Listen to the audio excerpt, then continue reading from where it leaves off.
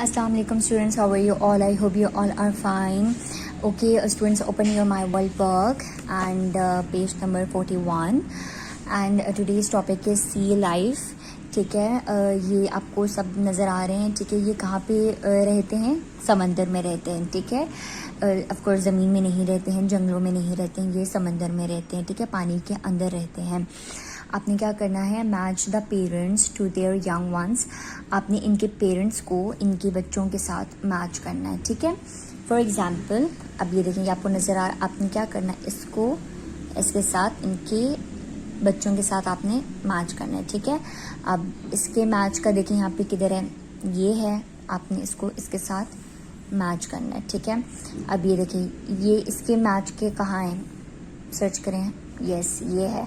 आपने इसको इसके साथ मैच करना है. ठीक है, अब ये देखें, ये स्टार टाइप, ये स्टार फिश जो है, ये यहाँ पे कहाँ पर है? ये है. आपने इसको इसके साथ मैच कर देना है. ठीक है बच्चों, समझ में आ गई है आपको? अब यहाँ पे 7 वाले पेज में आएंगे, आपका होमवर्क है.